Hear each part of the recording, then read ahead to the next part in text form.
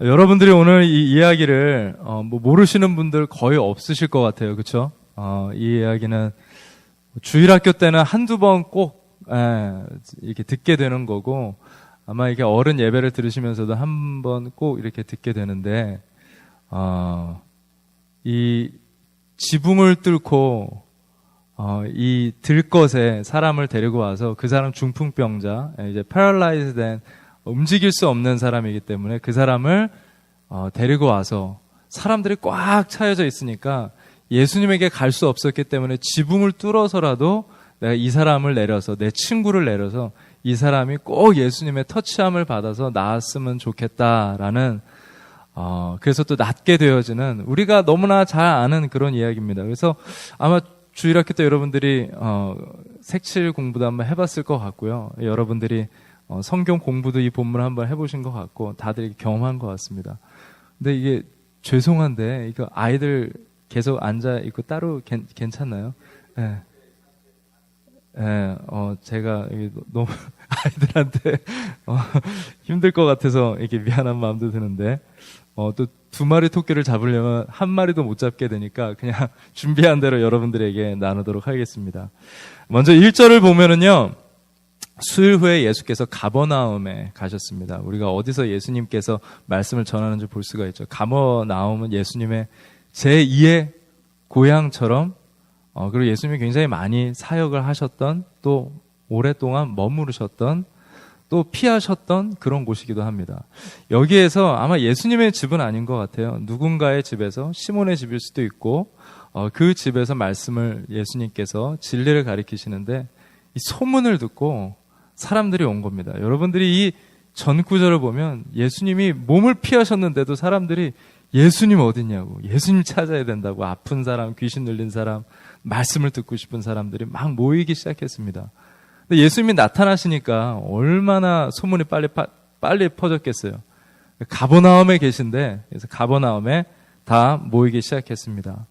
2절을 보면은 많은 사람이 모여서 문 앞까지도, 이 소문이 너무나 삽시간에 빨리 퍼져서 문 앞까지도 들어설 자리가 없게 되었는데 예수께서 그들에게 도를 말씀하시더니, 예수께서 들어설 자리가 없게 된 그 상황에서 말씀을 전하고 있었습니다.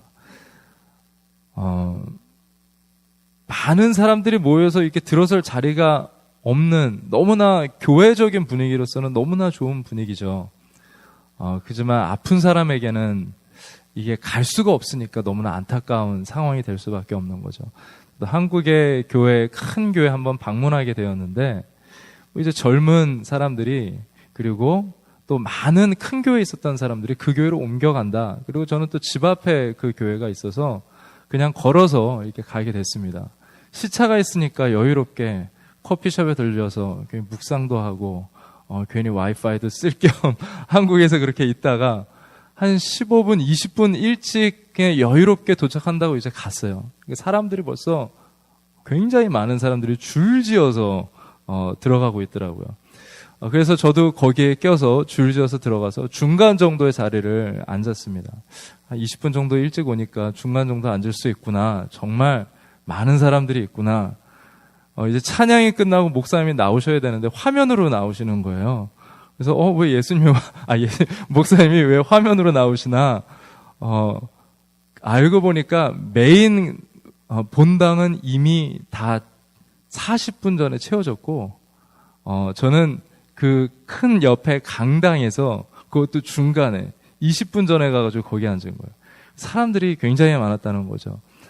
이 당시에 예수님이 나타나셨을 때 그때는 얼마나 많은 사람들이 있었을까? 정말 많은 사람들이 있었을 것 같아요. 틈도 없었고 아이들은 멀리서 지켜볼 수도 없었습니다.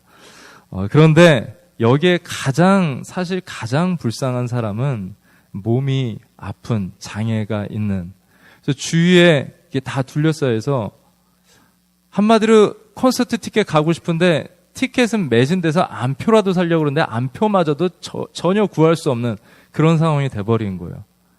그러니까 나는 저기 조금이라도 구경이라도 하고 싶고 조금이라도 예수님에게 가까이 가고 싶은데 가능성이 전혀 없었습니다. 그렇게 들어설 자리가 허락되지 않았습니다. 그래서 이 3절을 보면은 사람들이 이 상황에서 좀 더 이제 상황을 설명해 주죠. 사람들이 한 중풍병자, 움직일 수 없는 사람을 네 사람에게 메워가지고 예수께로 올세. 이제 네 사람이 대신 들것, 축구하다 보면은 다치면은 이 들것에 들려 나가잖아요. 그 들것에 데리고 이 사람을 데리고 왔습니다. 근데 우리가 여기에서 볼 것은 예수께로 올세 4절 서두 부분을 보면은 무리들 때문에 예수께 데려갈 수 없으므로 라고 나옵니다. 예수께로는 왔는데 무리들 때문에 예수님을 만날 수 없었다라는 얘기죠. 우리의 영적인 상황도 되게 비슷한 상황 많은 것 같아요. 이 사람은 완전히 패럴라이즈되고 완전히 몸을 움직일 수 없는 중풍병자, 이제 다른 병인지는 모르겠지만 몸을 전혀 움직일 수 없었던 사람이었습니다. 그 사람의 육신의 병은 마치 우리의 내 자신의 영적인 컨디션, 상황을 말해주는 것 같아요.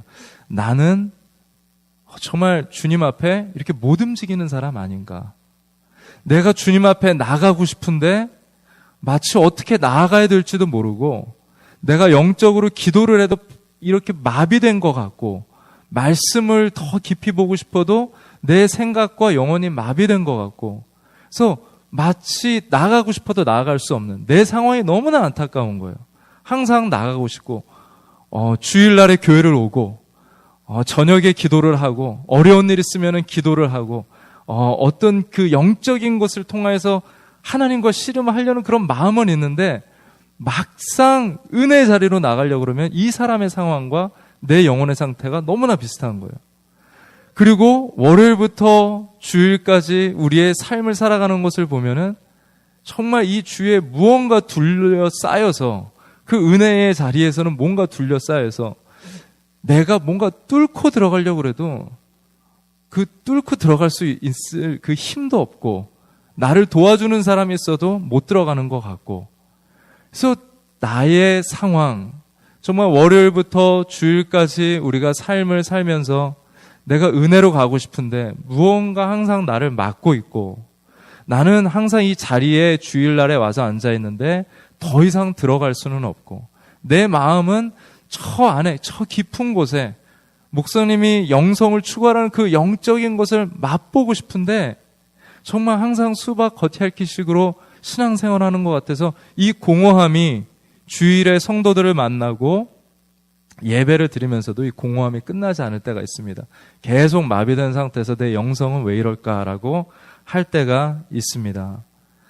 우리가 이렇게 어려운 삶에 있었을 때 거기에서 어떻게 은혜를 침노할 수 있는지 그 다음 구절에 나옵니다.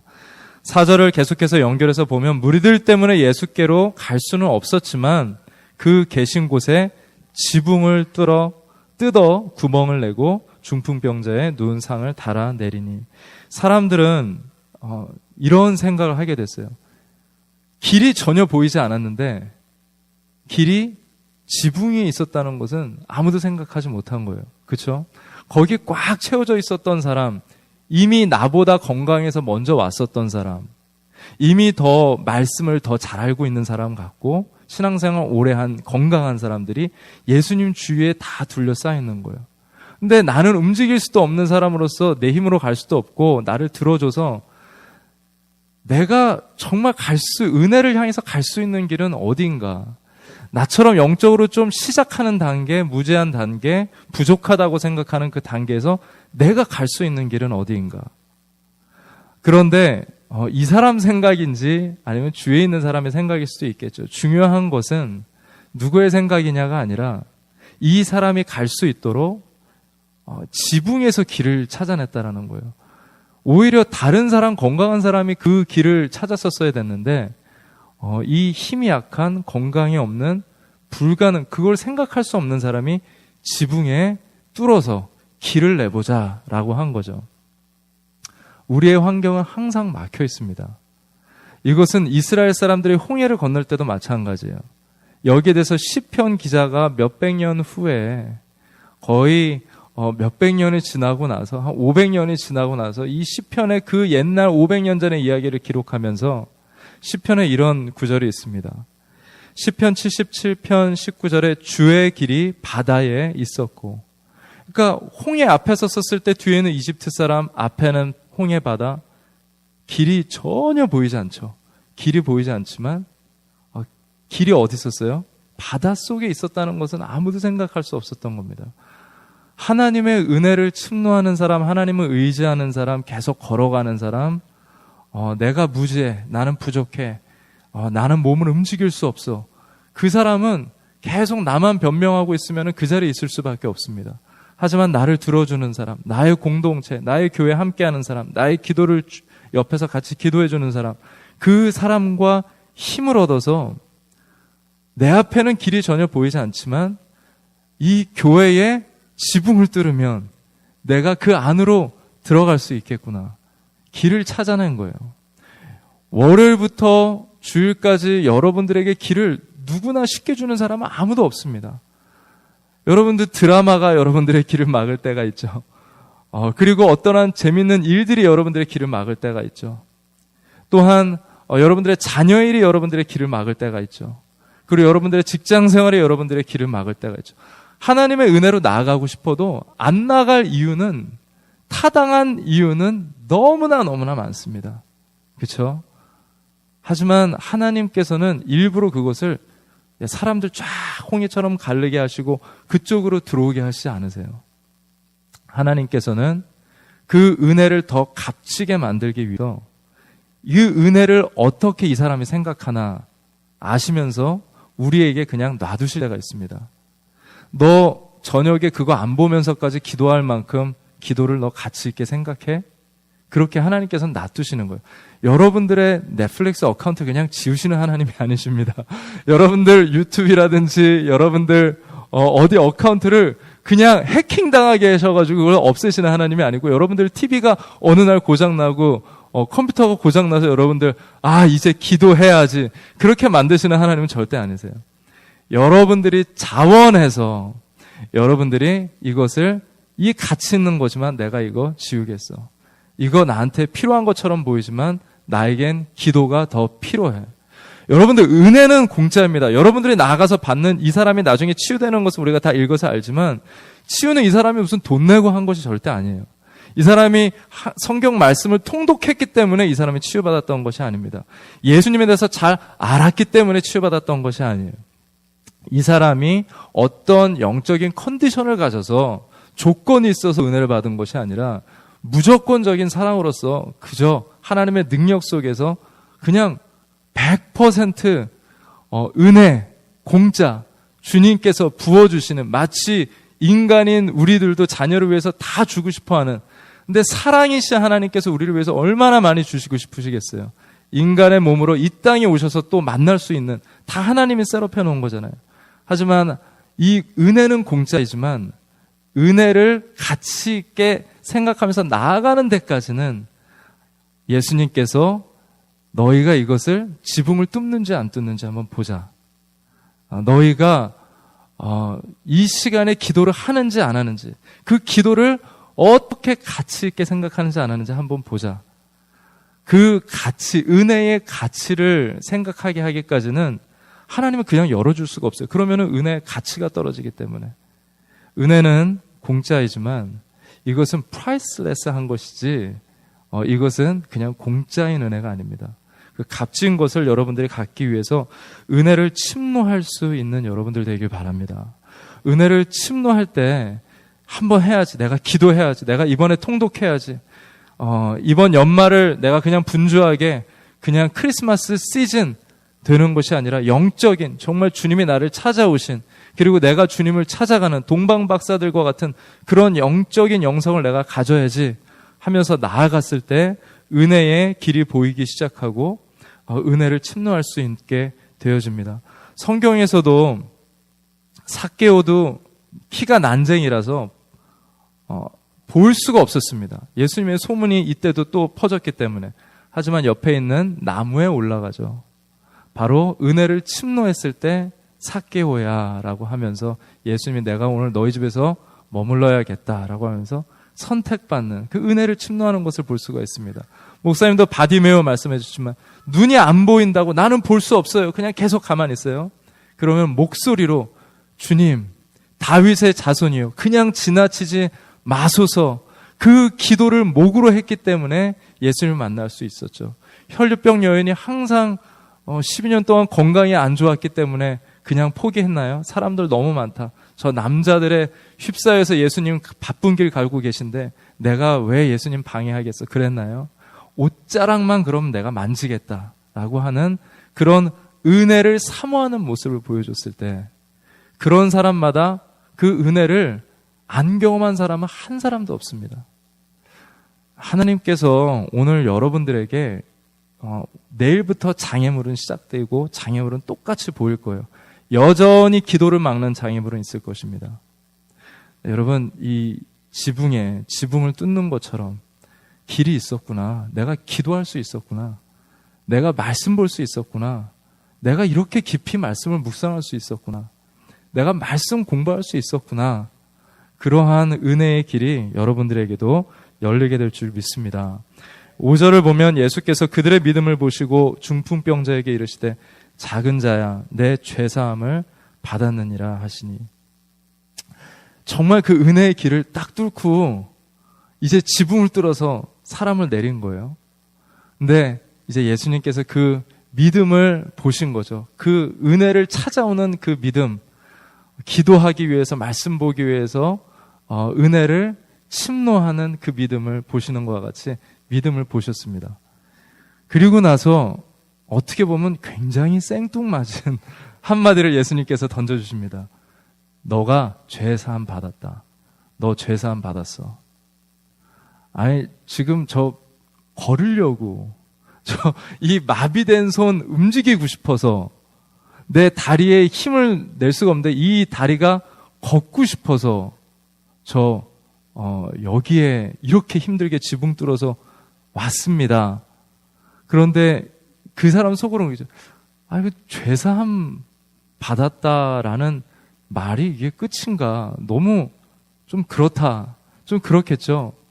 제가 가르치던 예전에 학생 중에서도 이 근육 무력증이 있어가지고 이 하체가 힘이 없어서 이 학생이 수련회 가도 굉장히 고생을 많이 했고 선생님들이 화장실을 다 업어서 데려갔었어야 됐고 굉장히 이 친구도 힘들었고 또 이 친구로 인해서 우리는 은혜를 많이 받았지만 정말 힘들었습니다. 항상 아버지가 이 아이를 데리고 가서 이 아이가 낫도록 굉장히 노력을 많이 했는데 나중에 병으로 인하여서 악화돼서 하늘나라에 먼저 가게 됐지만 사람은 걷게 하는 것이 가장 먼저인 것 같아요. 그렇죠?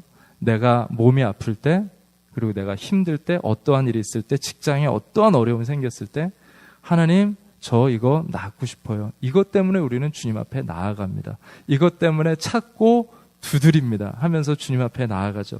근데 예수님이 해주시는 말은 뭐예요? 그리고 교회에 딱 와서 나는 오늘 내 직장에 대해서 뭔가 영감을 얻고 싶어 라고 해서 왔는데 거기에서 교회에서 해준 말은 여러분 죄사함 받았습니다 라고 했을 때 야, 참 교회가 클리어하게 이렇게 얘기를 안 해주네. 근데 세상에 가서 책을 열어보면 어때요? 저는 이제 청년들을 한번 가르칠 때 예전에 5년 전에 청년들 가르칠 때 청년들에 대한 책을 그 김난도 교수, 예수님을 모르시는 분이고 서울대 그냥 교수님이신데 여러분들 잘 알 거예요. 매년마다 책을 쓰시니까 그 김난도 교수님이 청년에 대한 책을 쓰셨습니다. 그 책을 읽으니까 너무너무나 프랙티컬한 거예요. 내가 이거 청년이면 이 책 읽으면서 취업 준비생들이 마음이 공허하고 힘들 때 괜찮구나. 내가 이렇게 힘들어할 필요가 없었구나. 내가 이렇게 아파할 필요가 없었구나. 근데 내가 왜 이렇게 힘들어했을까? 좀 더 차분하게 준비해보자. 굉장히 정확하게 짚어줍니다. 그리고 청년들이 어떻게 살아야 될지 어떻게 보면 인생의 잠언, 성경의 잠언보다 더 정확하게 한국 청년들에게 메시지를 전해주고 있어요. 청년들이 왜 힘들어하는지, 왜 갇혀있는 생각을 하는지 이것을 열어주는데 너무나 훌륭한 멘토링을 거기서 예수님 이름을 빼면서도 너무나 훌륭하게 잘해주고 있습니다. 다음 세대를 사랑하면 이렇게도 축복할 수 있구나. 야, 제가 참 청년들을 가리키는 목사로서 그 책 읽고 너무나 부끄러웠습니다. 세상에서 요즘엔 너무나 훌륭한 강사들도 많죠. 결혼이 어려웠을 때 한국의 이제 이혼율이 3분의 1, 이제 반을 넘어가는 쪽에 있으면서 교회 안이나 밖이나 굉장히 어려운 상태에 있습니다. 거기에 부부에 대한 상담, 부부에 대한 이야기, 세미나 이런 이야기를 들으면서 너무나 훌륭한 분들의 그런 이야기를 들었을 때 와, 정말 내가 다시 한번 시작하고 싶다. 내가 다시 한번 이 부부관계를 회복하고 싶다. 그런 생각을 나게끔, 도전하게끔 우울증 환자라든지 관계 어려움이라든지 학업이라든지 취직이라든지 모든 어려움에 대한 전문 강사들이 클리어하게 얘기해 줍니다. 그 사람들이 책을 폈을 때 지붕의 인생의 모든 시간을 멈추고 그들이 그들 나름대로의 답을 보기 위해서 책을 열었을 때, 지붕을 뚫었을 때 그들은 어느 정도 답을 얻어요. 그런데 예수님은, 근데 교회는 너무 답답한 소리를 하죠. 죄 사함을 받았느니라. 너무나 답답한 것 같아요. 왜 여기까지밖에 이야기를 하지 못할까? 그런데 저는 그래서 좀 위기감을 느꼈습니다. 강단도 요즘에는 뭐 너무나 훌륭한 강사들이 유튜브에도 많고 저도 그것을 즐겨 듣기도 하고 하니까 너무나 훌륭한 얘기들이 정말 많은 거예요. 교회가 위협당하는 시기에 살아가고 있구나. 강단보다 더 훌륭한 그런 답을 주고 있구나.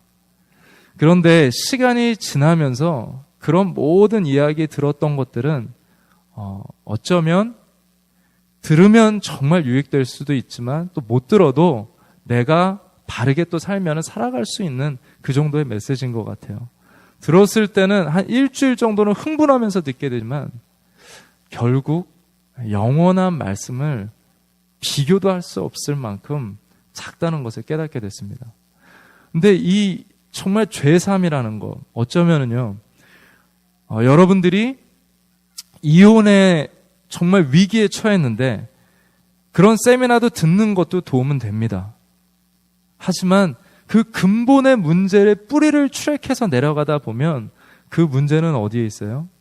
바로 죄인된 우리, 정말 이 근본의 문제는 우리의 마음이 죄성을 가지고 있기 때문에 계속 내가 이 사람을 위해서 평생 사랑하며 살겠습니다라는 나의 약속을 전혀 생각하지 않고 상대방을 찌르게 되는 것처럼 우리는 내 안에 죄성을 가지고 있는 거예요.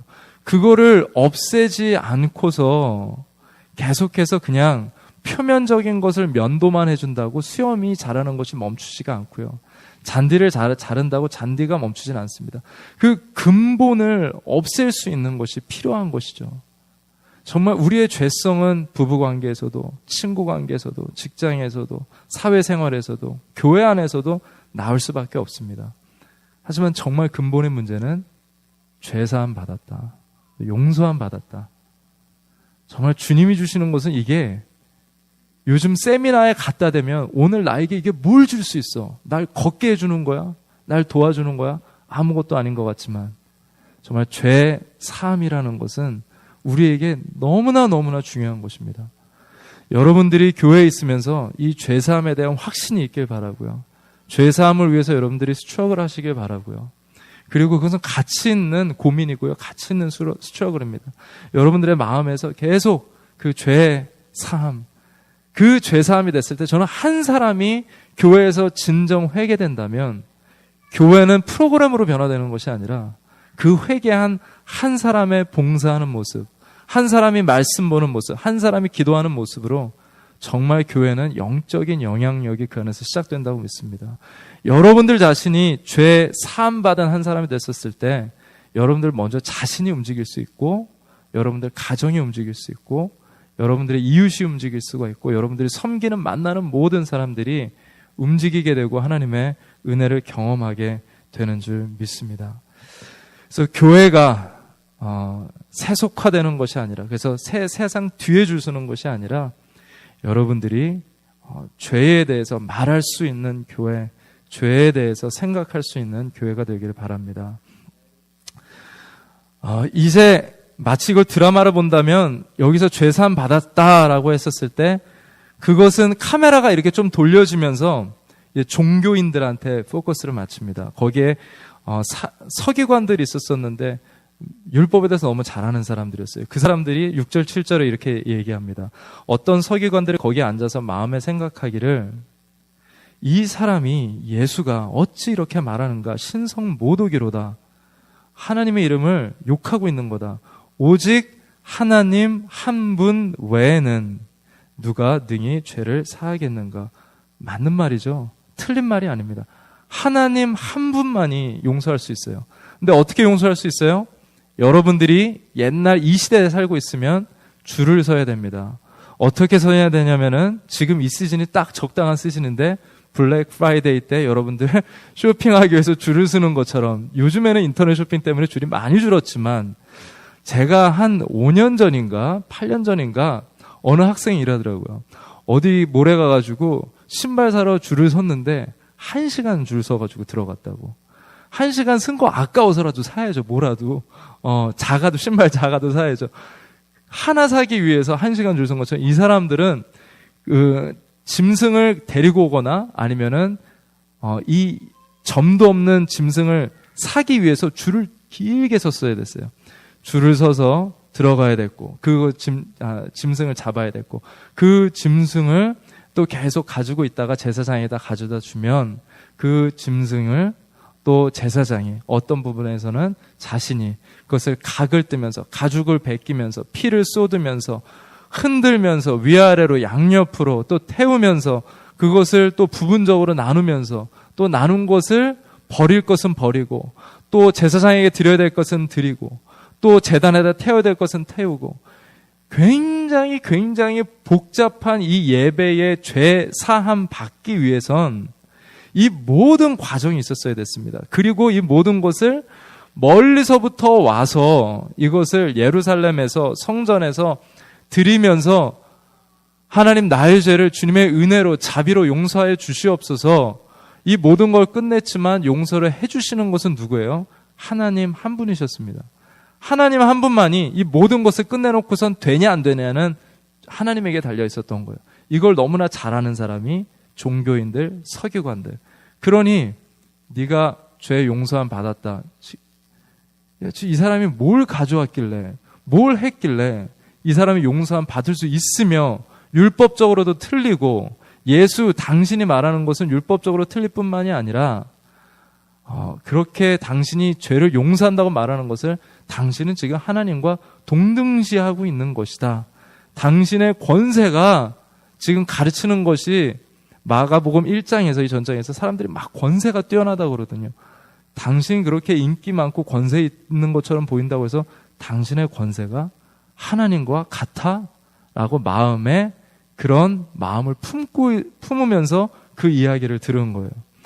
그랬을 때 예수님은 이 사람들이 마음속에 어떤 그런 마음을 갖는지 읽으셨죠.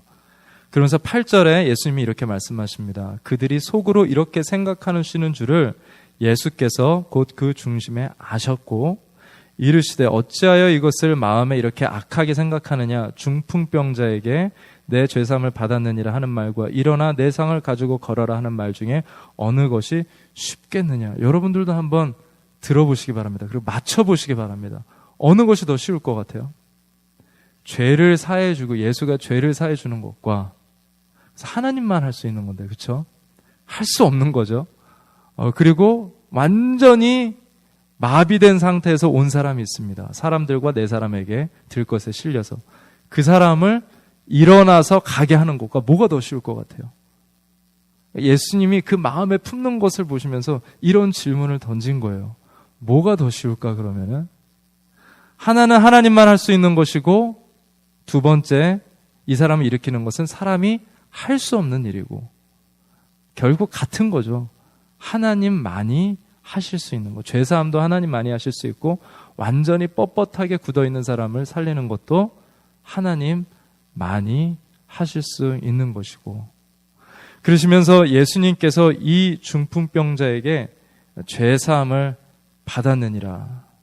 그 말을 더 살리시기 위해서 오히려 이 환자가 왔었을 때 이 사람 보고 일어나 걸어라 라고 해서 이 사람이 일어나서 걸으면 저분은 과연 도대체 누구신가? 정말 놀랍다. 이것이 여러분들이 성경을 읽는 가장 중요한 이유입니다. 많은 사람들이 이 본문을 보면서 중풍병자 이 사람처럼 나도 나아야지, 나도 그 옆에 친구들처럼 이 사람 데리고 가야지도 너무나 중요한 포인트 중에 하나예요. 근데 이 본문이 얘기하고 성경이 얘기하고 있는 부분은 바로 예수님이 과연 어떤 분이신가, 이분이 누구시기에 정말 이 뻣뻣하게 굳어있는 사람을 걸어가게 할 수 있으며 이 사람이 누구기에 죄를 용서할 수 있는가. 죄를 용서했다는 말은 눈에 보이지가 않아요. 그래서 그것은 믿기가 어렵습니다. 그렇죠? 우기면 끝이에요. 내가 용서한 거라니까 멱살 잡아도 그것을 증명할 길은 아무것도 없습니다. 증명할 수 있는 길은 뭐예요? 이 사람이 죄를 용서받았다는 증명할 수 있는 길은 이 뻣뻣하게 굳어있는 사람들의 죄 때문에, 조상들의 죄 때문에, 인간의 죄 때문에 그것이 정가돼서 육신에까지도 그 죄들이 퍼져서 이 사람의 죄에 대한 잘못이 아니라 정말 이 죄된 세상은 땅도 저주받았잖아요. 몸도 장애로 태어나는 그런 죄된 세상에서 이 사람을 살리는 것을 보여주면 당연히 이 사람이 죄에 사함 받았다는 것이 증명될 수 있는 것이죠. 똑같은 질문입니다. 하나님만이 하실 수 있는. 그러면서 예수님께서는 이 사람을 일으켜 세우십니다. 그리고 자신이 누구인지를 보여주십니다. 갈릴리 폭풍 속에서 폭풍을 잔잔하게 한마디로 하셨을 때 제자들이 그러죠. 야, 이 사람은 누구인가? 누구이기에 이런 일을 할 수 있는가? 예수님께서 자기를 이제 십자가를 지실 것을 드러내시는 그 순간에 중간고사, 기말고사 같은 질문 하나를 또 던지십니다. 가이사랴 빌립보에서 사람들이 나를 누구라고 하느냐라고 했을 때 그때 제자들은 대답을 하고 그럼 너희들은 나를 누구라고 생각하느냐, 그 질문을 던지죠. 그리고 베드로의 고백 때문에 교회가 세워진다는 약속이 거기서부터 시작됩니다. 바로 주님을 제대로 아는 것이 너무나 중요한 거예요. 예수님은 기말고사 때 10가지 질문이 아니라 한 가지 질문이었습니다. 너희들은 나를 누구라고 말하고 있느냐. 신앙생활은 계속 나의 어떤 공허함을 채우고 이런 것이 아니라 내가 예수님을 찾으면 나머지는 다 채워지게 되어 있습니다. 내가 예수님을 찾는 것이 답입니다. 그래서 성경 보는 거고요. 우리가 그래서 기도하는 것이지 이것은 크리스찬이니까 나 해야 될 책임, 숙제하는 것이 절대 아닙니다. 여러분들 오늘부터 정말 신앙생활하면서 지금까지 주일 몇 번 참석했냐가 중요한 것이 아니에요. 정말 중요한 건 몇 년 신앙생활 했냐가 중요한 것이 아니고 여러분들 타이틀이 중요한 것이 아닙니다. 여러분들 예수님에 대해서 이런 분이야 가르칠 수 있지만 정말 여러분들 월요일 날에 예수님이 누구십니까? 여러분들의 화요일에 예수님은 누구시고, 여러분들의 수요일에 예수님은 누구시고, 여러분들의 목요일, 금요일 어려운 일 있을 때, 감사한 일 있을 때, 재물복이 있었을 때, 재물을 잃어버렸을 때 예수님이 여러분들에겐 누구십니까? 그 답을 말하게 되었을 때 그것이 정말 하나님이 우리에게 가르쳐주고 싶은, 천국 가고 싶다고 그랬는데 예수님을 알면 천국에 갈 수 있는 것이죠. 일어나고 싶은데 예수님을 알면 일어날 수 있는 것입니다. 그래서 10절에 이제 마지막으로 보면 그러나 인자가 땅에서 죄를 사하는 권세가 있는 줄을, 하나님이 인간의 옷을 입기 왔기 때문에 그 권세는 여전히 있는 것이죠. 사람이지만 땅에서 죄를 사하는 권세가 있는 줄을 어떻게 해요? 이 성경 얘기를 통해서 너희로 알게 하려 하노라 하시고 중풍병자에게 말씀하시되 내가 내게 이르노니 일어나 내 상을 가지고 집으로 가라. 너무나 황당한 얘기죠. 이제 네가 들고 가. 너 팔로 네 다리로 움직여서 가. 그가 일어나 그 상을 가지고 모든 사람 앞에서 나가거늘 그들이 다 놀라 하나님께 영광을 돌리며 이르되 우리가 이런 일을 도무지 보지 못하였다 하더라. 새로운 새 언약의 시작 속에서 구약이 더 새롭게 세워지는 것을 볼 수가 있습니다. 우리가 이 은혜 시대에 살아가고 있습니다. 여러분들의 월요일에 예수 그리스도가 예수 그리스도로 영광 돌려지기를 예수 그리스도 이름으로 축복합니다. 기도하도록 하겠습니다.